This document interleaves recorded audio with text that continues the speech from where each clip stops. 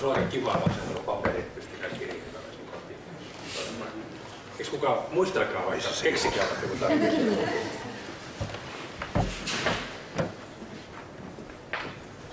Joo, mä oon Toni Hinkka, mä oon Suomen johtavan ammattimentorityyrityksen toimitusjohtaja ja ammattimentoriyrittäjä. Enemmän mä oon johtamisaktiivista. Mä vihaan huonoa johtamista. Mä vihaan sitä, kun ihmisiä kohdellaan huonosti. Mä haluaisin, että ihmisiä kohdeltaisiin hyvin niin, että ne olisi onnellisia, koska onnellinen ne tekee sitä rakentaa tuottavampaa työtä kuin onnellinen. Ja onko joku sitä mieltä, että pahoinvoiva ihminen tekee parempaa työtä kuin hyvinvoiva? Ja siinä saa opponoida. Kuka on sitä mieltä, että hyvinvoiva ihminen tekee parempaa työtä kuin huonosti voiva? Joo. Istun välillä tuossa. Mitäs mieltä te olette? Te et ole kumpaakaan mieltä. Niin, ei. Se oli ihan omat jutut. Joo, eli käytte samaa mieltä.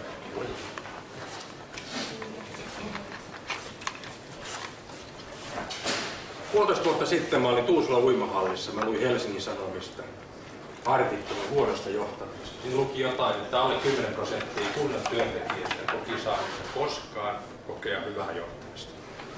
Valvonta pää. Mä päätin kirjoittaa yleisönosastoon kirjoituksen Helsingin Sanomiin. Ja se on tavoite. Mä luen sen teille. Hyvää johtamista jokaiselle suomalaiselle. Ratkaistaan muutama yhteiskuntamme ongelma: työurien lyhyys, talouden ja ihmisten alakulo sekä nuorten syrjäytyminen. Samalla hoidetaan Suomen ja yritysten talous kuntoon ja nostetaan kansallinen kilpailukykymme aivan uudelle tasolle. Olen uneksinut siitä, että jokainen suomalainen saisi kokea hyvää johtamista. Päivittäin lehdistä saa lukea, kuinka huonosti ihmisiä johdetaan. Keskusteluissa valitetaan, miten johtajat kohtelevat johdettavia. Harvoin saa lukea tai kuulee hyvästä saati erinomaisesta johtamisesta. Olen kysynyt sadoilta johtajilta, haluatko olla huonoja johtajia? Haluatko teistä, kun on huono johtaja, käyttää ylös? Ja olen kysynyt edelleen sadoilta johtajilta, että tuntevatko he ketään ihmistä, joka haluaisi olla huono johtaja? Tunteeko kukaan teistä yhtään ihmistä, joka haluaa huono johtaja? Ei edelleenkään. Ongelma onkin siinä, että me emme osaa johtaa hyvin. Koulutusta hyvään johtamiseen ei ole juurikaan ollut ja parhaat opettajamme hyvät esikuvat ovat olleet aivan liian harvassa. Tämä kaikki on muutettavissa. Opetetaan kaikille hyvän ihmisen johtamisen perusteet ja valistetaan ne, jotka ovat jo hyviä johtamisessa, auttamaan niitä, jotka haluavat kehittyä paremmiksi johtajiksi. Näitä esikuvia tarvitaan yrityksissä, julkisella sektorilla, hienossa koulutusjärjestelmässämme, urheiluseuroissa ja joukkueissa sekä harrastustoiminnassa. Unelmani jakaa jo useat sadat suomalaiset johtajat. Kun saamme muutaman tuhat hyvää johtajaa lisää työskentelevän aktiivisesti tämän asian puolesta, voimme kaikki olla onnellisempia. Hyvä johtajuus tuottaa onnea ja menestystä. Me mennään uneksi, vaan teemme satojen suomalaisten johtajien kanssa joka päivä töitä sen eteen, että jokainen suomalainen saisi kokea hyvää johtamista. Muutos on aina. Mä kirjoitin tänään vartissa. Mä näytin sen vieruskaverille puolitutulle siitä, yhdelle Aaltosen Jarille. Jari sanoi, että mihin voi laittaa nimen Aalto. Kun sanoin, että ei mihinkään tässä aikaa sellaista. Mutta sitten mä päätin tulostaa sen, niin mä en ole vieläkään antanut sitä Helsingissä. Mutta nyt tää on presidentin kanssa, jossa tällä hetkellä noin 400 johtajaa tämän alun. Oliko joku mun kanssa eri mieltä? Oliko joku mun kanssa samaa mieltä? Mulla olisi kysymys. Kommentti. Joo. Mitä samanlainen lehti mikä on kiinnostunut julkaisemaan tuon mieleen? Minkälainen laitetaanko vaikka huomioon? Onnistuu, kun ei tehdä mikään salaisuus jotain tuolla netissä. Tämä mitä kirjoitin tuossa niin lukevissa paperissa. Siellä on muutamia viivoja, sitten kun kääntää tänne, siellä on lisää viivoja. Jos te olette samaa mieltä, niin voitte laittaa nimen tähän. Mä vien sen mun sihteerille, hän pistää ne kansioon ja laskee lukumäärän. Ja se lukumäärä on se, mitä mä käytän. Jos joku tulee sitten presidentin kansliasta vaikka sanomaan, että onko nämä nimet oikein totta, niin sitten saat voi katsoa, mutta ei tää mihinkään muulle tänne mitään. Täällä oli vahingossa tyhjä paperi myös. Mä ajattelin, että tätä tyhjä paperi voisi käyttää siihen, että me julkaisemme joka viikko hyviä neuvoja johtamiseen ja kaiken näköisiä tarinoita johtamisesta. Jos te haluatte saada niitä sähköpostiin, niin te voitte laittaa oman sähköpostiosoitteen. Ei tätä mitään muuta laittaa, se on oma sähköpostiosoite. Mä en halua teidän puhelinnumero eikä titteleitäkin firmaa, vaan sähköpostiosoite. Sitten niitä rupeaa tulemaan heti kun meidän Liisa saa Ja jos te sitten haluatte luopua niistä jossain vaiheessa, niin sitten vaan painatte sieltä, että no more. Jakakaa semmoinen, että joka riville menisi suurin piirtein yksi. Voit sä olla mun apupaikana? Kyllä se muuta täällä. Hyvä. Mä näytin tämän kirjoituksen viime vuoden elokuussa Matti Vanhaselle, kun meillä oli yksi yhteinen esitys tälle ex-pääministerille. Ja hän kysyi kanssa, että saako hänkin laittaa nimen tuohon. Mä sanoin, että laitan nyt sitten. Sitten kysyin, että miten hän voisi edistää tätä asiaa, mikä hän allekirjoitti. Hän sanoi, että kirjoitetaan artikkeli. Ja sitten puhuttiin vähän aikaa, että missä voitaisiin kirjoittaa, niin hän ehdotti Suomen Kuvalehteen. Seuraavan päivänä tavasin Suomen Kuvalehden päätoimittajan Tapani Ruokasen ja näytin sen paperin, missä oli Matin allekirjoitus ja kysyin, että haluatko julkaista. Ja hän sanoi, että deadline ensi maanantaina. No tämä kirjoitus, mikä on Suomen Kuvalehdissä ollut siis marraskuussa viime vuonna, niin perustuu tuohon, mutta se on vähän laajempi ja se on myöskin vanhoja. Jos te haluatte lukea sen, niin CXO-mentorin sivuillaan CXO-mediassa, niin sieltä. Ja siitä sitten lähti. Tapasin sen jälkeen sitten vähän muitakin ihmisiä. Tämä tajusin junamatkalla ottaa tähän tuon kuvan, että kai on kiva olla kauniin pormestarin kanssa samassa kuvassa, mutta mistä pormestari tähän hyvää ajankautta? Ainakaan se ikon. Eikö te lue lehtiä? Joo, hänestä tuli Kevan puheenjohtaja. Mä olen hänen mentorinsa. Ja tietenkään saa kertoa, mistä me puhutaan. Mä luulen, että tuli ihan uusi aika yllättäen viime päivänä. Mutta yleensä se, ketä me mentoroidaan ja ketä autetaan, niin se on ihan hyssyysjuttu, mistä saa kertoa. Mutta onneksi pormestari Ikonen on päättänyt antaa taas oman arvovaltansa meidän käyttöön. Mutta se oli minusta. Tai haluatko joku tietää musta lisää? No ei kai. Alpo Suhonen näytti yhdessä tapaamisessa, missä oltiin yhdessä esiintymässä, niin kalvon, ihan oikeasti kalvon. Hänen takia oli raahattu piirtoheitin sinne, täälläkään mitään, joo. Ja hän näytti kalvon. Eikö sitä piirtoheitin? Ei, tai joku muunlainen. Joka tapauksessa ja lehtiartikkeli 90-luvulta Helsingin Sanomista. Johtaja pitää olla ennen kaikkea jämerä ja ruumiinrakenteeltaan vankka. Esimiehenä hän hallitsee kaikki alaistunsa työt näitä selvästi paremmin. Hän säilyttää isällisen arvovaltansa pitämällä tiukkaa kuria puhumalla harvakseltaan ja hiljentämällä vastalauseita alkuunsa. Käskyläiset palkitsevat hyvän johtajuuden nöyryydellä ja tottelevaisuudella. Onko se näin? Tämä on lukenut Hesarissa. Eikö se ole näin? Ja 40 vuotta sitten, tai 40-luvulla jossain muussa. Mutta se ruumiinrakenne on vankka, siihen mä uskon. Mä oon yrittänyt sitä kasvattaa kummasta. Et kaikki laiheliinit, teille ei ole toivoakaan päästä hyviksi johtajiksi. Niin. Pizzalle siinä. Mennään sitten siihen johtajan muotokuvaan. Tässä on hyvä johtaja. Johtaja ei tarvitse ottaa 6 asiaa. 6 asiaa pitää hallita. Sitten on täydellinen. Arvataan vähän aikaa. Mitä se 6 asiaa voisi olla? Heittäkää sitä.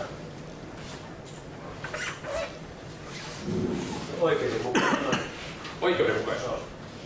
Joo, sopii tuohon kuvaan. Hyvä. Lisää. Rehellinen. Joo, menee samaan luokkaan. Oikein hyvä. Lisää.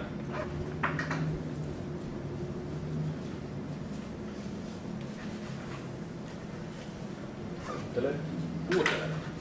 Joo. Osuu tuohon kuvaan. Hyvä, lisää. Toisaalta 6 pitää saada, nyt on 3.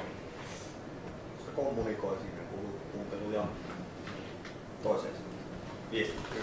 Joo, kommunikointi, vuorovaikutus 2 suuntaan. Pelkkä kuuntelu riitä ymmärtäminen ja tunnuntaan. Meillä on 4. 2 vielä. Mitä? Aito. Oma itsensä. Joo. 1 enää. Kuka uskaltaa ottaa sen viimeisen? Luketaanko me jostain? Sä oot niin tutun näköinen. Varmaan jossain toivon. Missä baareissa on vielä? 2 tunnin päästä mä oon junan baarivaunussa. Varmaan eri juna. Ei voi koko ajan katsella, että sä oot jotenkin tutun näköinen. Hei, 6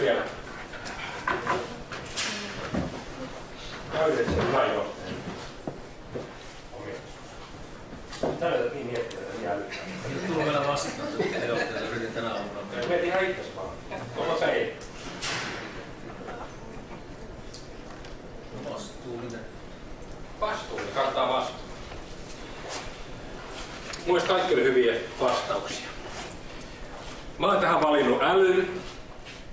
Johtajan pitää olla älykäs. Pitää osata jotain. Hänen pitää olla persoonaa. Hänen pitää osata esiintyä. Ja sitten hänen pitää haudata tietyt prosessit. Olisiko nää oikein? Ja muistaa kaikki 6, mitkä te sanoitte, niin menee kaavio sisään. No näkitään vaikka taas oikein. Mennään älyyn. Älykkyyttä, Howard Gardnerin tyyppi Jenkeissä on tehnyt älykkyysteoria, niitä on paljon muitakin, mutta tää on siitä simppeli, että tässä on vain 7 osaa, jossain jopa 30. Yleinen virhe on, että me älykkyyttä ajatellaan, että se on jotain yksi asia vaan. Ja yleensä me ajatellaan vähän väärää asiaa. Mutta älykkyyttä on liikunnallista älykkyyttä, on hirveän hyvä sportissa. Kuka teistä on liikunnallista älykäs? Muutama hyvä sportti. Mä oon ihan surkeun liikunnassa. Mä oon se, joka viimeisenä valittiin aina joukkueessa. Siinä se on. Sitten on musiikillinen lahjakkuus.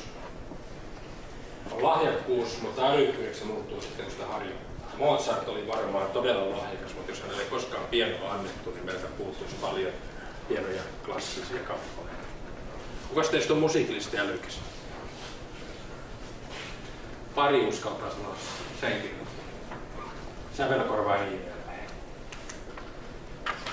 Mua ei saisi karaokeeseen. Semmoista känniä ei olekaan karaokeeseen. En tiedä sanoa, ei ole mitään muuta siitä.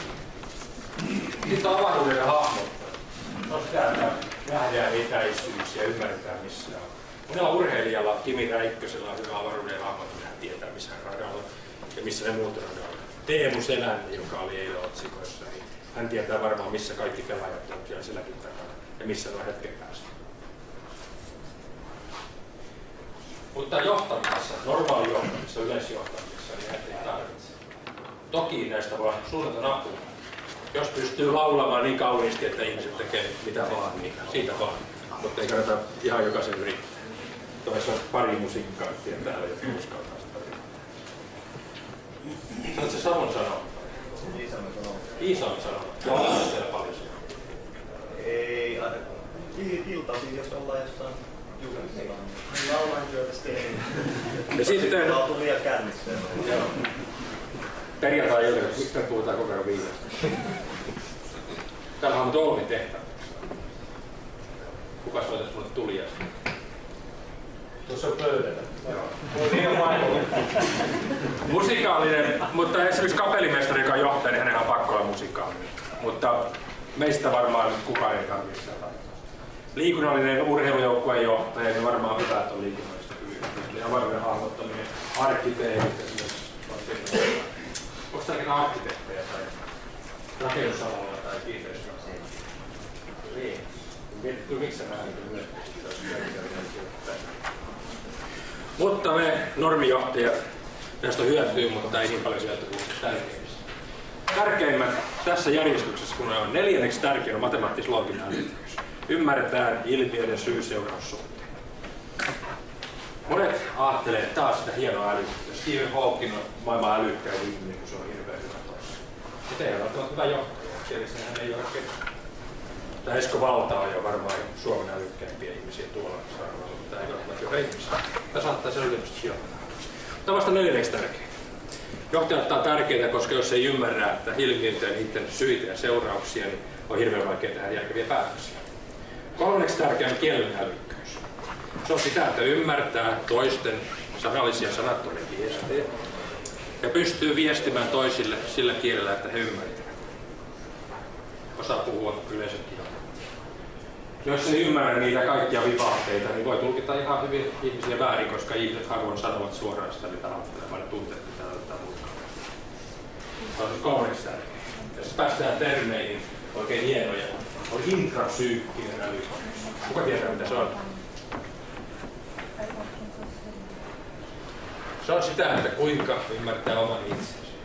Minä olen hyvä näissä, mä olen huono näissä, noissa mä voin kehittyä, noissa mä voin käydä syrjittyä. Ja sitten on huolella ihan ok ihminen. Ja mä en ole yhtään parempi kuin muutkaan, mä olen kaikkia samanlaisia. Kuinka hyvin ymmärtää itse. Ja tämä tarvitaan, jotta voidaan nähdä toi tärkein ja interpsyykkinen, mitä se on.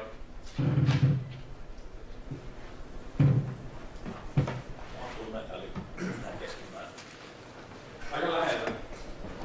Se on sitä, miten ymmärretään muita ihmisiä. Intrapsykki on sitä, miten näkee itseänsä, ja interpsykki on sitä, näkee muita. Ja taas sitten sanattomia viestejä. Miksi sä oot mukaan eri mieltä? Ei sitten. Eikä kehon kielen tulkinta ole yksi semmoinen asia. Kuhan kiusasi. Nämä kaksi ylintä, kun sanoin sosiaalinen älykkyys on jotain, emotionaalinen älykkyys on nämä kaksi ylintä, interpsykki ja intrapsykki, emotionaalisen älykkyyden osa-alueita. Ja jolla ei pysty näkemään itseään, on sokea, ei pysty näkemään muitakaan. Ja noin 4 ykkösestä 4 älykkyyteen, niin hyvä johtaja tarvitsee nämä kaikki. Koska yksikin noista, jos puuttuu lähes täysin, niin homma ei vaan toimi. Hyvässä tasapainossa kun nämä on, niin homma toimii. Ja johtajan ei tarvitse olla johdettavia ja älykkäämpiä. Itse asiassa on hirveän harvinaista työ, koska eihän fiksu tiimi, kun johtaa ihmisiä, koska on niin helposti vaikea, että tulee aina huono. Näin mulla joku sanoi. Toiseksi noita voi kaikkia kehittää. Itse asiassa aika helpostikin, kun on vaan paneutunut niihin, mutta mennään sen kehittämisen vähän myöhemmin. Sitten on osaaminen. Se on koulutus ja kokemus. Koulutus on hyvää, yleissivistävää, mutta kyllä vuosikymmenet tai vuodet oikeasti tekemällä sen osaamisen. Vaikka on 5 vuotta teoriasta, miten ihmisiä käsitellään, ja sitten kun rupeaa oikein ihmisiä käsittelemään, niin se näkee, että se ollutkaan käsitellä. Ja työmarkkinatkin toimii tällä tavalla, että ihan hyvä juuri valmistuneen on aika vaikeakin saada töitä. Aina pitäisi, kun just valmistuu, niin pitäisi olla 10 vuoden kokemus ja nuoruuden into ja kaikkea tämmöistä. Vähän mahdoton yhtään. Mutta kokemus on tärkeää. Mutta kokemus on melkein tärkeää. Ihmisten johtamisen mikään ei kokemusta korvaa. Kuinka moni on harrastanut jotain joukkuelajia nuorina? Se on hyvä kokemuspaikka ihmisten käsittelyssä. Siinä oppii ihan vainikkaa sitä dynamiikkaa. Mäkin olisin harrastanut, jos mut olisi päässyt sen joukkueen, mutta mä olin niin surkea kanssa. Persona. Persona voidaan tutkia monella eri tasolla, mutta ehkä maailmalla yleisin on tämmöinen jungilainen persoonan ja käyttäytymisen tutkiminen, josta muun muassa Thomas ja Gish ja Myers ja tämän kaltaisia testejä. Kuinka moni on jonkun näistä testeistä joskus tehnyt? Kuinka moni tietää, missä on käyttäytyminen? No tuossa kuvassa pienenä, niin siinä on vain simppeli malli siitä, että on asiakeskeisiä ihmisiä ja ihmiskeskeisiä ihmisiä. Toiset on hirveän tärkeitä, mitä tehdään ja mitä saadaan aikaa, ja toiset on sitä puolta, että miltä susta tuntuu. Asiakeskeiset ja ihmiskeskeisiä. No se pystyy oksentamaan.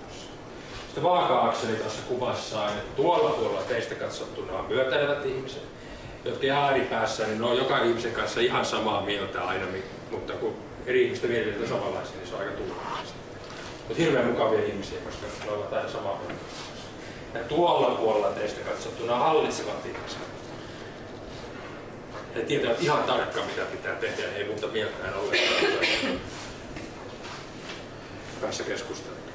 Mutta harvat on noita ääripäitä, vaan me ollaan jossain muussa. Tossa on tommonen pistejoukko. Näkyykö sen taakse, että siellä on punainen piste? Kuka ei näe punaista pistettä? Et näe punaista pistettä. Mä menen näyttää punaisen pistettä.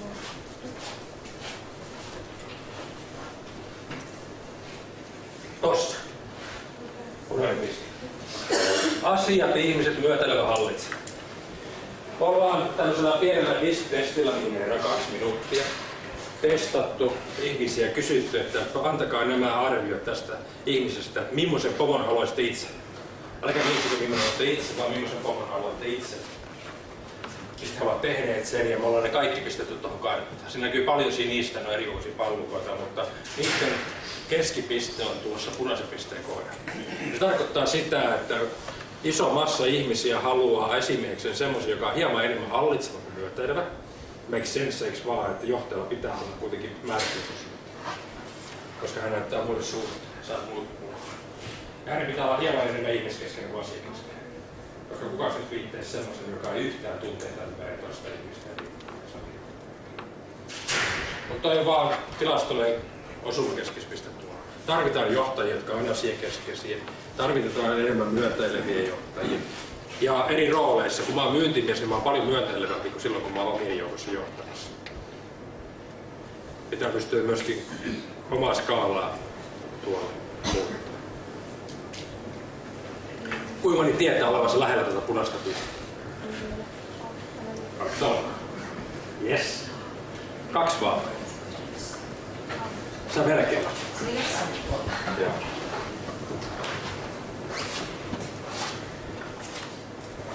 Mut hyvä uutinen, vaikka te olisitte missä tahansa siellä, niin te voitte kehittää itse. Mä oon 8 vuotta ollut armeijassa töissä. Mulla on muistutuksia sitä, että kuulolaitteet täällä. Ei se paljon näkynyt, mutta paljasteleeksi. Tämäkin liittyy siihen. Joka tapauksessa niin aluksi, kun minua siinä opetettiin johtamaan, niin se oli täysin asiakeskeistä ja täysin hallitsevaa. Eli teistä katsottuna se oikea yläpuolella. Ja kun mä olin nuori ja typerä, niin vähän aikaa mä ajattelin, että toi on varmaan hyvä, kun musta tämmöisessä konseptiin. Mutta sitten mä olin hyvin näyttänyt nopeasti. Se vaan muutama ikäryhmä siellä varusmiehiä, jotka vihavat vihollista vieläkin. Eihän täällä ole ketään entistä varusmiestä. Hyvä, että on ammutuksi. Kunnes mä tajusin, että en mä ole tommoinen luonnostaan ollut ja mä haluan jotain muuta. Mä siirryin tonne C-alueelle, toi vihreä alue, musta tuli paljon myötäilevämpi, ehkä vähän lepsukin. Mä aloin huomioida jokaista ihmistä vähän yksilönä ja mietin mitä niitä tuntuu, en niinkään mitä me saadaan aikaiseksi. Ja sitten mä lähdin armeijasta pois ja sitten pääsin eteenpäin uralla, niin mä siirryin sitten oikealle kiihtämään nyt tuolla keltaisella alueella, mutta tää on paljon alempana kuin toi ihannepiste. Mä oon vähän liiankin ihmisläheinen nykyään ja vähän liikaakin välitän niistä muista ihmisistä ja sitten siitä tulee vähän huoneekin johtamista.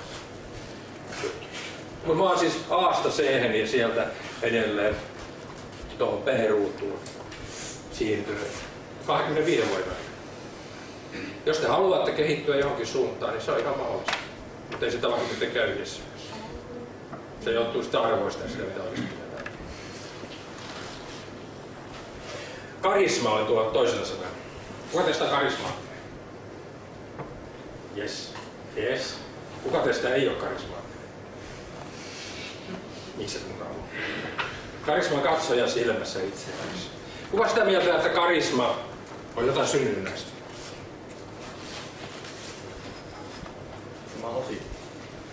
Mä väittäisin, että karismasta synnynnäistä on 10%. Ja 90% on täysin opeteltavaa. Mitä se karisma muuten on? Se on sitä, että sua uskotaan. Se on vaikuttamisvaltaa, vaikutusvaltaa. Mitä se karisman elementtejä tuossa on? Sanokaa muutama, mikä teemistä tekee karismaattisen ihmisen. Vai siis se vaikka ruumiin rakentaa. Itseluottamus. Itseluottamus, joo. Paitsi jos se menee överiksi, se on ylimielisyyttä ja sitten se ei ole ihan karismaattista ollenkaan. Oikein hyvä. Esiintymistaito. Esiintymistaito, mä koin enää kohta siihen. Paitsi jos sekin menee överiksi, niin sekään on hyvä. Tai sitten jos se on semmoinen itserakas esiintyminen, niin sekään on hyvä. Lisää. Vakuuttavuus. Että onko se sitten asia, että tulee semmoinen olo, että tämä tietää, mistä tämä tippuisi. Asiantuntija. Niin, joo. Mun mielestä vakuuttavuus sinänsä on koko karisman käsitteen synonyymi. Joo. Otetaan vielä jotain lisää. Ihmisläheisyys. Anteeksi, että kuuluu. Ihmisläheisyys. Ihmisläheisyys. Pystyy ymmärtämään muita ihmisiä, heidän lähtökohtiaan, heidän tavoitteitaan, heidän heikkouksiaan, heidän vahvuuksiaan ja auttamaan häntä kehittymään. Tästä tuolta koko mun esityksen. Mut joo. Se liittyy tuohon interpsyykiseen ja intrapsyykkisenkin juttuun. Empatia on tärkeää ja tehty ymmärtää toista. Mä oon ihan hyvin samaa. Mä oon löydetty 37 eri elementtiä karismaa ja ne kaikki mitä te sanoitte on niissä 37. Niitä on paljon muita. Mun mielestä ehkä kaikkein tärkeintä on läsnä. Karismaattinen ihminen saa sellaisen vaikutelman, että hän ei mieti mitään muuta asioita, eikä ketään muuta kuin sitä ihmistä, jossa hän on läsnä siinä. Ja sitä on ihan helppo harjoitella. Rupea vaan katsoa ihmisiä ja räppylää vähemmän, niin voi jotain muita asioita. Ihmiskunta menee huonompaan suuntaan, koska joka paikassa näkyy, kun ollaan enemmän kännykän kanssa kuin sen vierustaminen tai vastapäisen ihmisen kanssa, niin tuhoaa karisman aika hyvin. Ja kynä. Jos kynä on tärkeämpi, kun se toinen ihminen räplää sitä koko ajan, sekään ei tuo karismaa. Tai esiintyjä hiiri, mutta se on vähän pakko. Mutta karismaa voi kehittää. Muistakaa läsnäolo, että olette jo heti karismaatisia. Illalla kun te menette sinne, mihin sitten menettekään ja mitä sitten juottakaan, niin ruvetkaa katsomaan ihmisiä siinä. Mutta älkää semmoinen, että vaivautuu. Jos te itse vaivaudutte siitä, että katsotte toista ihmistä, niin ikään kuin rupeaa harjoittamaan sitä. Se on vähän niin kuin autolla ajamista. Onko joku, jolla ei ole ajokorttia? Hyvä, kaikki tietää, mistä puhuu. 18-vuotiaana suurin piirtein saa ajokorttia. Jos te olisitte syönyt purkkaan samaan aikaan, kun ajatte autoa, niin kolariostuu. Tai saatatte, jos se olisi ollut kännyköitä ja vastannut siihen, niin olisitte tuonut puolet pohjoisista pallonpuolisko sivilisaatiosta. Ja nykyään, kun ajaa töihin tai johonkin muuhun, niin yleensä ei muista ollenkaan, että mitä siellä matkalla tapahtuu, kun on pystynyt keskittyä ja muihin asioihin. Karisman kehittämisessä on ihan sama juttu. Kun sitä harjoittaa riittävästi, niin siitä tulee toinen luonto eikä niitä tehdä.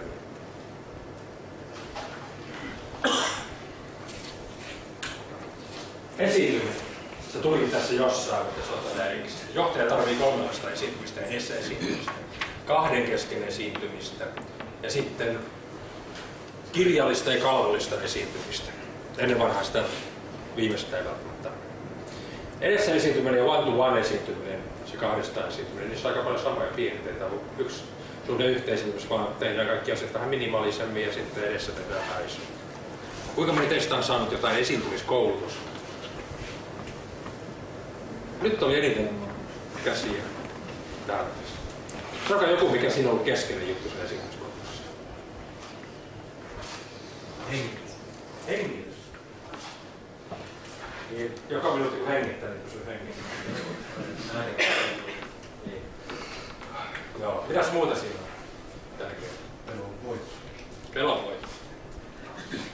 Kokemus auttaa siihenkin, mutta jos on ihan orkkana, sinne ei sit tullut. Keskitty. Mihin pitää keskittyä? Siihen niin läsnäoloon ja yleensäkin siihen omaan itseensä. Että on siinä tilanteessa.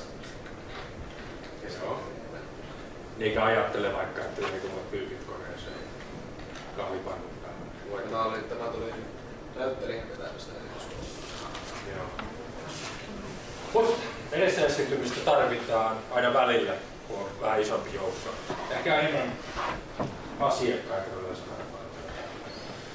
One-to-one esiintyminen on myöskin hirveän tärkeää ja monet johtajat unohtaa sen, että ne ehkä panostaa siihen edessä esiintymiseen, kun siitä on vähän painetta, kun voi mokata isomman joukon edessä, mutta sitten taas one-to-one tilanteessa se johdettava kanssa niin ei välttämättä ole ollenkaan läsnä. Tai sitten ollaan täysin monotonisia.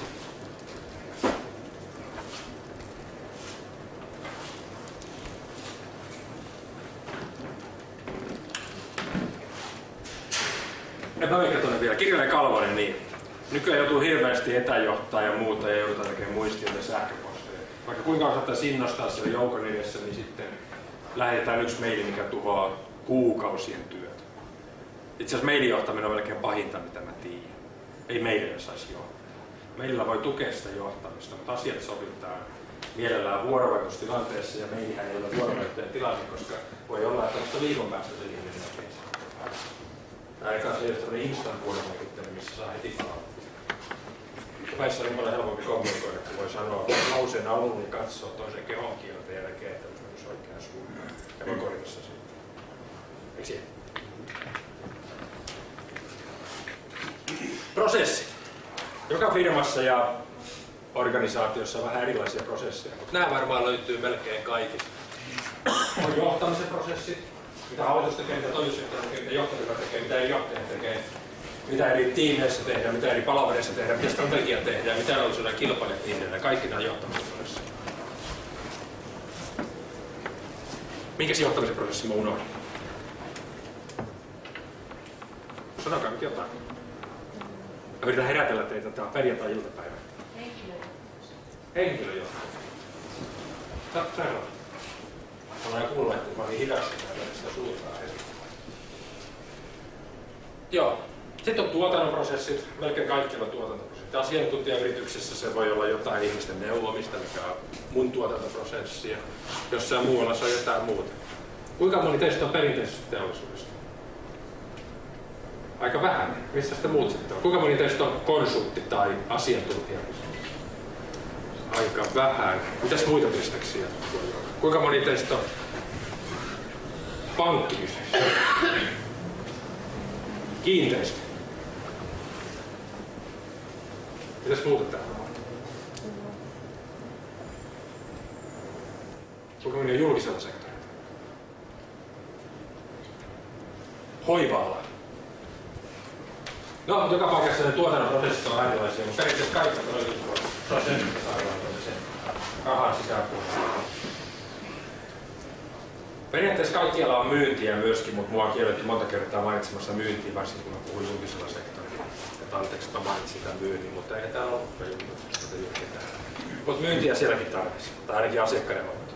Ja kehittämistä pitäisi tehdä, ainakin näinä päivinä, kun ajat on vaikeita, niin pitäisi keksiä kaikkea uutta. Mutta tämmöiset löytyy useimmista firmoista.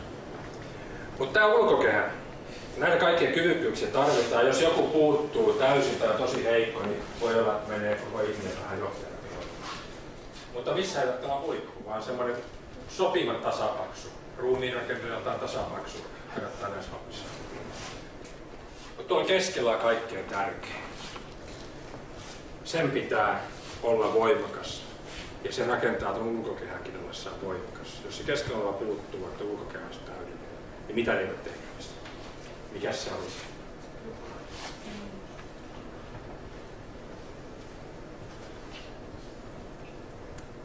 Sisäinen palo tai motivaatio. Sisäinen palo ja motivaatio. Muita ehdotuksia? No, aseenne on varmaan osa. Aseenne. Aika hyvä. Rehellisyys.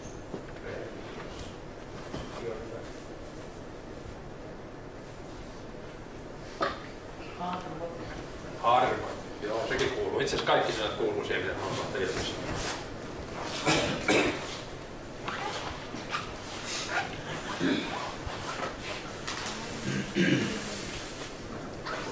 Yrit tälle puolelle, jos sanoo vielä oikein mitään. Johdonmukainen. Johdonmukainen. Sä oot vähemmän puolella. Täältä näin.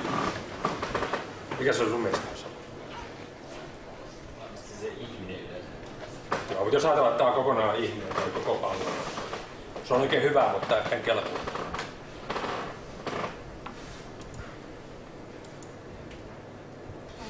Arvot tuli, asenne tuli, motivaatio tuli, intoihin. Mun mielestä kaikki tuli tässä kerrasta. Mutta mä sen tyttömäisesti aina laitan vaan, että se on sydän. Jos johtajalla ei ole sydäntä johtamiseen, jos hänellä ei ole sydäntä johdettaviaan kohtaan, niin ei tuolla usein ole mitään väliä. Minä haluan, että minun johdettavani menestyvät ja he ovat onnellisia ja sitä kautta he ovat tehokkaita. Ne on kaikki noita. Jos sitä haluaa riittävän paljon, niin tämä ulkokehän nämä taidot, niin sitten on hirveä motivaatio kehittää niitä ulkokehän taitoja. Kuinka moni teistä on valmis johtaja? Osaa johtaa. Kuinka moni teistä osaa johtaa? Ei tarvitse kehittyä enää ollenkaan. On hyvä, että tässä on kenellekään pahasti, että luettakaan johtaminen heti, että on kelpoja ihmisten johtajia. Vaan johtajana pitää kehittyä joka päivä. Ihmiset vaihtuvat ei johdettavissa ja ne johtajat ovat kehittyneet. Niin pitää itsekin kehittyä. Johtaminen on maailman hienoimpia ammatteja, tärkeimpiä ammatteja, mutta se on myös yksi vaikeimmista. Koska vaikka te kuuntelisitte mitä johtamisen neuvoja kenellä tahansa, niin ne ei välttämättä semmoisena sovi kuitenkaan siihen teidän ympäristöön.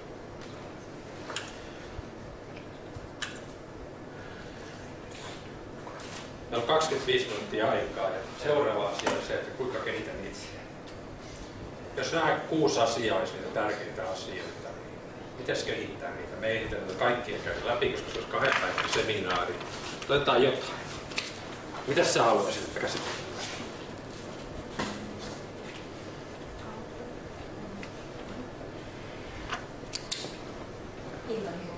Intohimo. Okei, mitäs sä haluaisit, että käsitellään? Asenne. Asenne. On kyllä siellä keskellä kuntoa. Mitäs sä haluaisit? Karisma. Okei, otetaan vielä 4. Nyt oli 2 tältä puolelta, 1 tältä puolelta. Sä oot niin vakavan näköinen, että mitä sä haluaisit käsitellä? No, kyllä mäkin tuon asenteen kannavaksi. Meillä on asenne, intohimo ja karisma. Kuka on sitä mieltä, käsi ylös, että käsitellään asennetta? 6. Kuka on sitä mieltä, että käsitellään intohimoa? 6 tai 7. Kuka on sitä mieltä, että käsitellään karismaa? Tämä meni aika tasaisesti ja sitten jos mä lasken 6 + 6 + 5, niin se ei saa taas syyttä.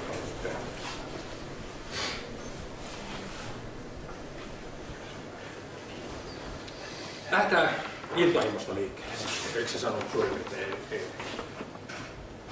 Säkö lähdet jo? Sori, tää on vähän semmonen juttu. Kaikki muut odottaa maratontia. No nyt jää ruvaa. Terveisiä. Mitä mun piti käsitellä? Intohimoa. Niin jos se intohimo on, niin voiko sen synnyttää? Kuinka monella teistä on intohimoa omaan työhönsä? Kuinka monella ei ole intohimoa omaan työhönsä? Okei, 1 rehellinen. Yes. Se oli sekä että. Kuinka moni on sitä mieltä, että sitä voisi olla enemmänkin kuitenkin, jos tämä kehittää? Okei. Mistä se intohimo voisi sitten syntyä? 4 asiaa. Ensinnäkin teidän pitäisi olla semmoisessa työssä ja työpaikassa, joka arvot vastaavat teidän omia arvoja. Jos näin ei ole, niin te ette voi olla intohimoisia. Kuinka moni on sitä mieltä, että oman organisaation tai työpaikan, mikä se onkaan, arvot vastaavat täysin omia arvoja? Okei, noin puoli. Kuka sitä mieltä, että ne on täysin ristiriidassa, joutuu toimia omia arvoja vastaisesti? On se hirveä humanisti ja idealisti, mun pitää vaan tahkoa rahalla, tunteesta välittämättä ja kaikkea tällaista täydellistä. Jos teidän arvot ovat ristiriidassa organisaation kanssa, niin teillä on vain 2 vaihtoehtoa. Koska omia arvoja te ette voi muuttaa, niin teillä on vain 2 vaihtoehtoa. Yrittäkää muuttaa ne työpaikan arvot, tai edes kirjoittakaa ne niin ja keskustelkaa niistä. Se voi joskus onnistua.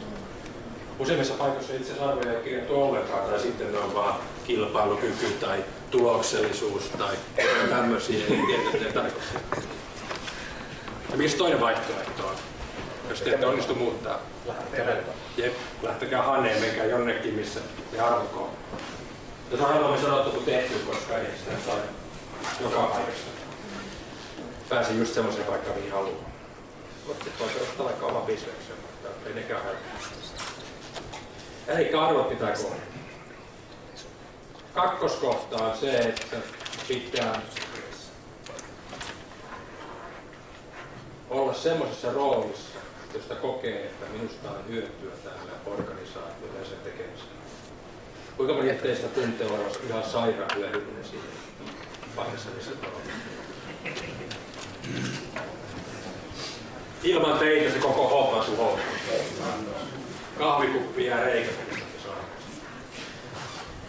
Se ei ole hyvä se, että olette korvaamattomia, mutta se, että te aidosti tunnette olevanne hyödyllisiä, niin se on hirveän tärkeää se oma intohimo. Mitä tehdä, jos te ette tunne täysin hyödylliseksi? Teistä kuitenkin yli puoli tässä viesti nostamatta käteen. Te voitte tietenkin keskustella siellä organisaatiossa, voisiko minun roolia muuttaa niin, että mulla olisi jotain tärkeää tästä kädestä. Itse asiassa silloin saa helposti palkankorotuksenkin sitten, kun huomataan, että hei, tämä voi tehdä paljon enemmän. Liian moni tekee sitä, että kun on käsketty ole tuossa hiekalla, jos tekee niin ei yritäkään tulla sieltä ulos. Vaikka se intohimo voisi olla jossain muussa.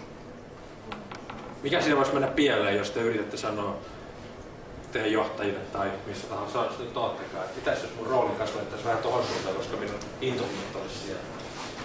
Ei siellä mun mielestä voi mitään pahaa. Mutta jos sitten se vastapuoli pomo vaikka sitä mieltä, että kyllä mun just olla tontilla, niin eikä se pomo ole sitten teidän arvossa. Eikä oma rooli on tärkeä. kolmas on se, että teillä on onnistumisen elämyksiä riittävän usein. Vaikka arvot olisi kohdallaan ja teidän rooli olisi tärkeä, mutta jos aina tulee turpaan, niin kyllä se intohimo lähtee.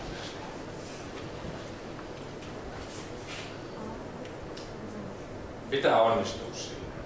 Riittävän haastavia, mutta riittävän lähellä olevia tavoitteita, että kokee onnistua. Ja sitten se johtaja, se kollega on hirveän tärkeä myöskin, että hän antaa palautetta pienistäkin onnistumisesta. Suomalainen johtaja on usein semmoinen, että ei paljon kiitellä, mutta moititaan sitten, kun vähänkin luottaa tavoitteita. Sitten neljäs on semmoinen, jonka mä itse asiassa olen lisännyt tänään junamatkalla tähän listaan, kun päivitin näitä kirjaa parastelun johtamista ikinä. On se, että kunhan siellä ei ole tämmöistä kaiken tunnelman latistajaa siellä organisaatiossa, mikä tuhoaa ne kaikki kolme ajasta.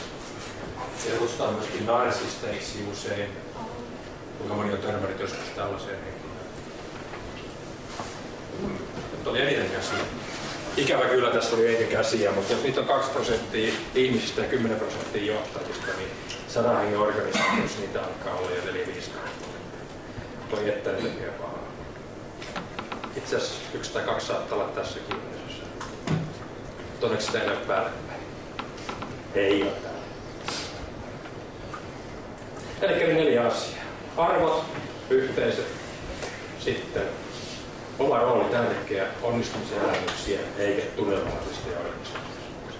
Koska tämä auttaa intohimoa syömisessä. Ja näin kaikki voi vaikuttaa, pitää olla vain rohkeita tarvitsemaan. Onko tästä kommentteja tai kysyttävää?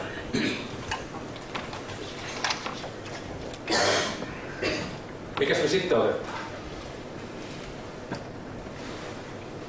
Mun mielestä toi meni motivaatiota ja intohimoa, toi vastasi vähän niin kuin molempia kysymyksiä, koska ne on aika erilaisia.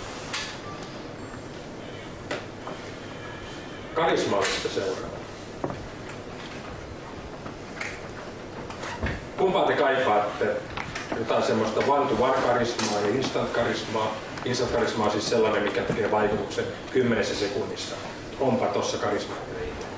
Mutta sitten on pitkäaikainen karisma on sellainen, joka voi tulla pikkuhiljaa. Nyt kun mä oon puoli vuotta tuntenut, niin se onkin tosi vaikutuksia kovaa tyyppiä. Ja kovin karismaattisia ihmisistä on molemmat. 10 sekunnin vaikutus ja vuosikausia.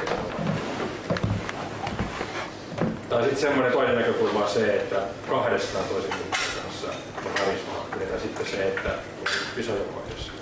Joukoidessa kun esiintyy, niin siellä on kaikki. Kyllä se näkyy tämmöistä.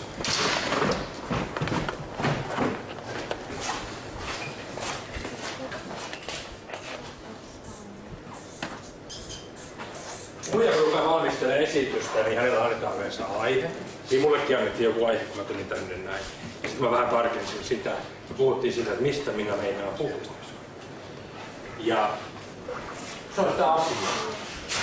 Opettajat koulussa, nehän vaan hirveän tarkkaan miettii, että kaikki faktat on kunnossa, mitä ne esittää. Mutta asiastahan me halutaan puhua. Seuraava on asian kieli. Sitten kun asia on kunnossa, niin sitten mietitään, millä kielellä puhutaan. Puhutaanko suomea vai savoa vai englantia tai jotain muuta. Mutta halutaan puhua tietenkin kielellä, jonka yleisö ymmärtää. Ja sitten puhutaanko ammattitermeillä. Hyvä esiintyjä ei käyttäisi mitään intrapsyykkistä ja interpsyykkisiä termejä, kun ei ne ole yleiskieltä. Vaan puhutaan semmoisella kielellä, minkä se yleisö tarkkaan tietää, tai sitä ainakin selitetään. Mutta kieli pitää valita. Liian moni esiintyjä yrittää olla fiksu puhumalla hirveän hienoilla termeillä. Mutta eihän ne ole fiksuja, jotka hienoilla termeillä puhuu. Einstein on joskus sanonut, että jos et osaa selittää asiaa niin, että kaikki sen ymmärtää, niin et ole itse käyttänyt yhtään.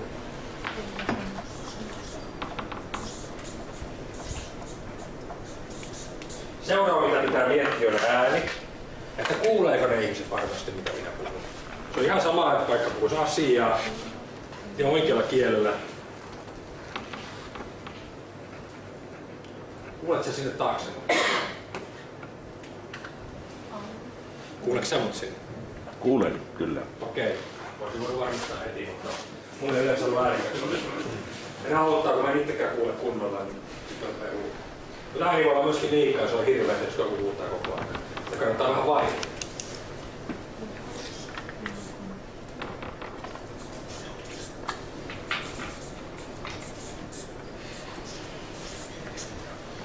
4 on toiminta. Action, niin kuin meillä pääsi. Puhujan pönttö. Pirun keksintö. Ihmiset menee sen puhujan pönttöön. Valtaosa niiden kehon kielestä, mikä on paljon vahvempi kuin puhekieli, menee peittoon sinne, pitää kauhuissaan kiinni siitä ja ehkä tuijottaa sitä paperista takana. Pitää olla toimintaa. Liike on heti semmoinen, että se herättää ihmisiä jotain. Jos liikettä on liikaa, eikä enkä närisesti minulla, niin se on hyväkään. Mutta pitää olla liike. Ja nyt tulee se salaisuus. Valtaosa puhujista, sanoisin, että 99% puhujista miettii nämä asiat tässä järjestyksessä. Mutta kuulija, havainnoin asiat aina tässä järjestyksessä. Ensin katso, että onko se hengissä siellä se esiintyjä, kuulenko mä sitä, ymmärränkö mä sitä kieltä, mitä se puhuu, ja sitten mä siellä vasta keskittyvä asia. Ja karismaattisen esiintyjän salaisuus on se, että opettelen ajattelemaan näin. Mutta jos ei tunne asiaa, jos joutuu hirveästi käyttää siihen pelkästään asian järkeilyyn aikaa, niin riitä energiaa näin. Jos tuntee asian, niin sen jälkeen voi keskittyä täysin näihin, koska tämä asia vaan tunnetaan.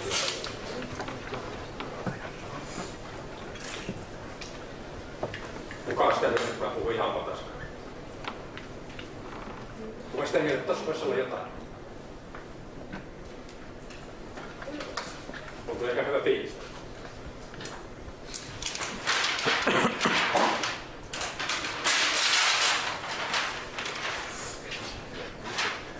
Toinen, mikä tähän liittyy, tuossa on 4 asiaa. Joskus on tutkittu tämmöistä asiaa.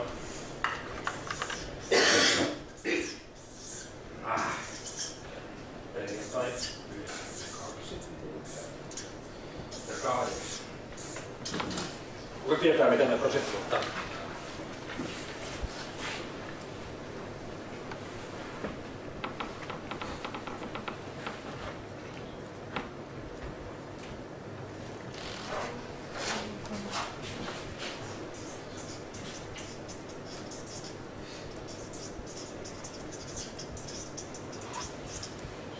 On 80%.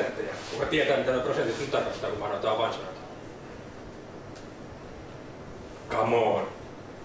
Tunne ja järki. Yes. Kumpi on kumpi? No se tunne on se 92. Oikein.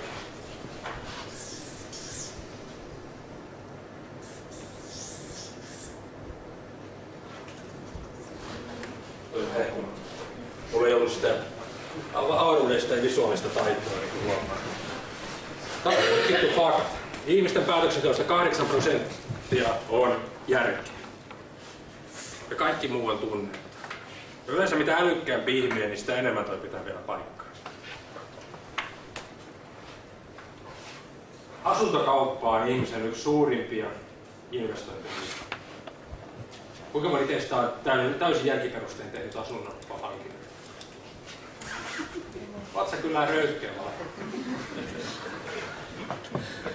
Perustele, kerro miksi. No.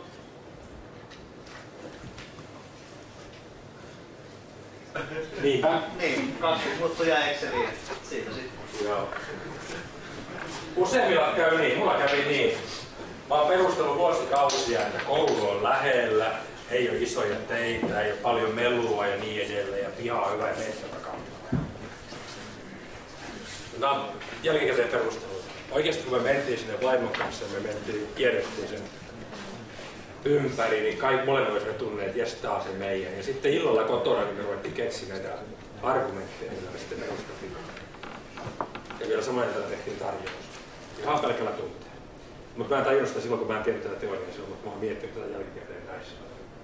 Kuinka monella on suurin piirtein näin käynyt? No, vaikka ette nostaisiko kättä, niin uskokaa, muut ihmiset ovat kuitenkin tollaisia. Vaikka te olette nyt täydellisiä koneita, jotka ajattelevat faktoja, niin ei teitä itse vakuuttaa, vaan ne muut ihmiset. Opetelkaa vaikuttamaan tunteeseen. Ja palaan tähän.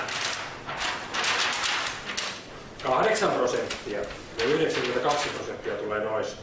Jos ajattelisi vaikka ne olisi kaikki 25%, kun te pistätte tämän kuntoon, niin te olette vasta hoitanut 25% sitä vaikuttamisesta. Jos joku hirveän viisas mies tulisi tai nainen kertomaan jotain, missä faktat on ihan kunnossa, niin sitten siellä olisi muutama 10 tai korkeintaan muutama 100 ihmistä. Mutta Cheekki, kun on stadikalla, niin siellä on 2 kertaa stadikka täynnä. Ja puhuuko se hirveästi asiaa? Ei, vaan noin 3 alinta siellä oli hyvä actionia toimintaa. Ääni kuuluu varmasti kaikkialle ja sitten se kieli ja se kaikki oli kunnossa. Kyllä se on vaan ne tunteet. Ja puhujanpönttö, jos palaa vielä, niin se puhujanpönttö, kun tunteet, kun katsoo Yleisradiosta, tuli alkuviikosta Prismassa tämmöinen dokumentti tunteista, niihin vaikutteista. Löytyy varmaan Yle Areenassa. Sakki Pietilä oli siinä kertomassa. No joka tapauksessa niin eihän sanoilla tunteisiin vaikuta, vaan ilmeillä ja äänellä ja koko kehoa. Se on sitä, mitä tunteisiin vaikuttaa. Ja musiikki on sitten toinen tapa vaikuttaa tunteisiin. Eli ne, jotka osaisivat hyvin laulaa, niin kannattaa laulaa ne johtajat sitten johdettavat tunnetiloissaan. Mutta ehkä se salaisuus oli tossa, eli miettikää tuolta alhaalta.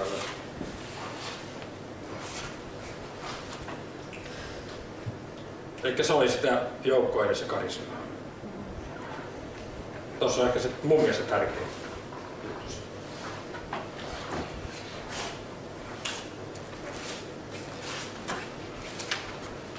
Paras se on johtamisen ikinä. 2 viimeistä kappaletta tästä 3 painoksesta. Toinen on jossain tuolla arvottavassa ja toinen on tässä mun kädessä. Ja koskaan ei enää samanlaista kirjaa tule, koska juuri junamatkalla mä korjasin täältä muutamat asiat. Tämä on arvokappa. Mutta tämä kirja syntyi niin, että onko se 3 vuotta aikaa. Jostain keksittiin vaan, että ruvetaan keräämään tarinoita. Johtamista tämmöisiä lausuntoja. 1 lause tai 2 lausetta, mikä on määrittänyt joku johtaja.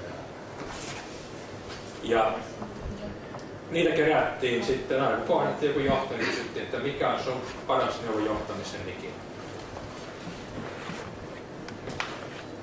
Moni kysyy, että tarkenna vähän sitä kysymystä, mutta me ei suostuttu tarkentaa, koska sitten se olisi ohjannut sitä johonkin suuntaan. Mä muistan, että mulla oli joku käsitys siitä, että mikä on paras neuvo johtamisen ikinä mun mielestä ennen sitä. Mutta sitten kun niitä 100 vielä parempaa tuli, mä olin ihan sekaisin. 200 kun suurin piirtein oli, niin mä otin sen Excelin. Mäkin osaan käyttää Exceliä. Ja laitoin sinne ne lauseet ja etsin sieltä avainsanoja. Ja siitä tuli tämän kirjan 10 luku. Esimerkin voima, itsensä johtaminen, strategia, päätöksenteko, toteuttaminen, rehellisyys, kunnia, innostaminen, ihmisten johtaminen ja itsensä kehittäminen. Ja siellä kussakin on 5-10 neuvoa joltain johtajalta. Se ei välttämättä ole tunnettu johtaja, siellä niitäkin tunnettuja mukana, mutta me valittiin sen mukaan, että mikä on neuvoa hyvä, ja se ei välttämättä ole aina siellä tunnetummalta johtajalla. Ja kun me oltiin neuvot kerätty, niin sitten mietittiin, että mikä näistä neuvoista on se kaikkein paras. Ja sitten me pidettiin muutamia tämmöisiä seminaareja, missä oli tämän verran ihmisiä kuin täälläkin tai enemmän, ja näytettiin ne kaikki neuvot ja annettiin listan ja valitkaa se paras neuvo. Ja joka paikassa oli 1 neuvo voitti. Aina sama neuvo. Ja se on tämän viimeinen luku, ultimaattum neuvo. Onko te tietää, mikä se neuvo on? Typerähämää, jos mä haluaisin ostaa tätä kirjaa, että paljastaa loppuratkaisuja ja murhaaja heti. Mutta toista painos on loppu, niin menkö. Mikä TV:ssä voisi olla se hyvä neuvo?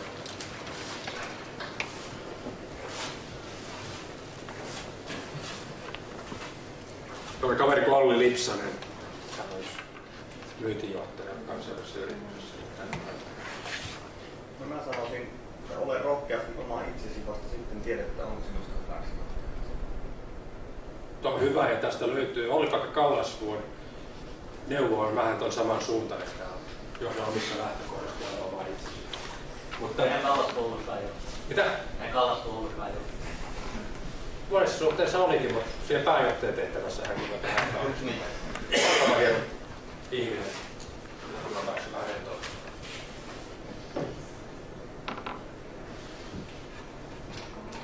Niin jos meidät olisi pistetty siihen samaan paikkaan kuin Kallas kun samaan aikaan, niin kukaan meistä olisi paremmin onnistunut. Mutta joka tapauksessa, tai vahingossahan johtajatkin onnistuu.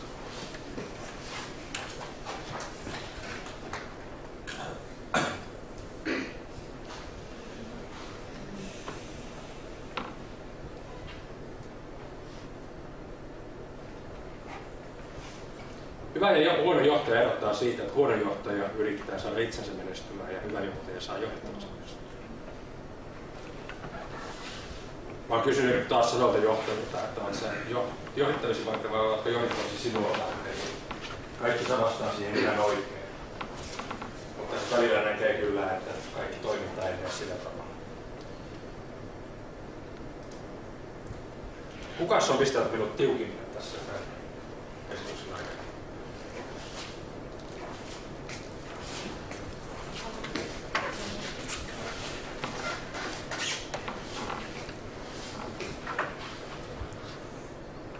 Että oikein kukaan pistänyt minua tiukimmin. Kukaan ei ole kiusannut. Mulla ei tullut yhtään mieleen. Kuka on aktiivisia? Mä oon pakottanut.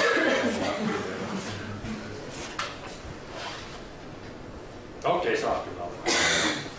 Ole hyvä. Ja toinen menee ilmeisesti jostain arvonnasta. Onko tää allekirjoittanut muuten sitä lappusta? Onko sieltä liikkumassa? Yksi nimi siellä on. Pistäkää vaikka tulemaan tänne eturiviin, niin mä saan sitä kerätä.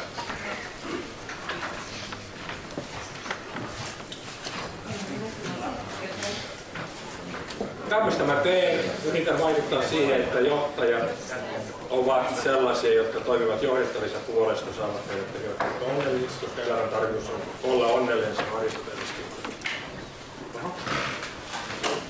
Ja onnellinen ihminen tuottaa 100 kertaa enemmän kuin onneton. Se on tietenkin parempi. Tossa on iso liuta yhteystietoja. Ja minulla ei ole mitään muuta elämää kuin kirjoittaa johtamisesta ja eikä siellä voi olla joskus hyviä vinkkejä, joskus ihan typeriä vinkkejä, mutta se on teidän valinta. Jos te kutsutte minut kaveriksi Facebookissa, Twitterissä, mitä se tapahtuukaan, niin sitten saatte sitä kautta niitä. Tai jos teillä on johtamisen haasteita tai haluatte hyvästä johtajasta kehittyä loistavaksi johtajaksi, niin tuolla on yhteystietoja. Ja ne, jotka ovat laittaneet paperiyhteystietonsa, niin saavat sitä kautta lisätietoa meille.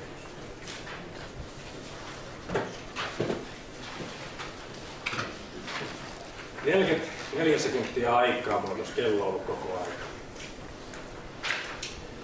Jos olette sitä mieltä, että mä oon onnistunut sen verran hyvin tässä näin, että minä saan paluumatkalla mennä ravintolauluun ja ottaa 2 lonkeroa teidän piikkiin, pistäkää peukku ylös, että olette sitä mieltä, että kuinka sui koko loppuvuosi. Niin, peukku alas. Peukut nyt. Meidän piikkiin. Se paperi häiritsi sun peukku. Niin häiritsi.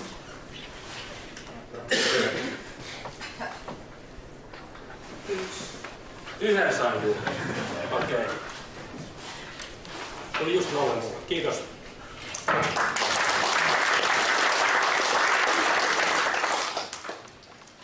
Niin Toni, tässä on sen lonkeron kyytipojaksi.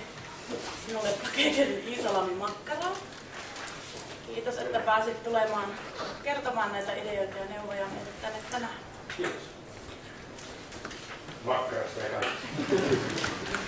Mutta suoritetaan sitten Petrin ja Toni kirjojen arvonta tässä välissä. Eli haluaako joku vielä tuoda käyntikorttinsa pulhoon? Arvomme näiden korttien seasta täältä kirjojen seuraavat omistajat. Vaikka Tiina-Liisa vaikka onnettaa.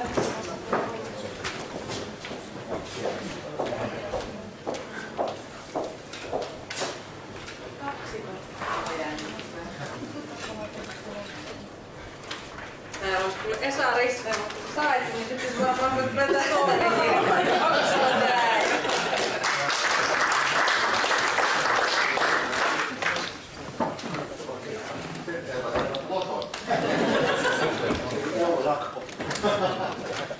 Sitten täällä on Tarmo Urpilainen.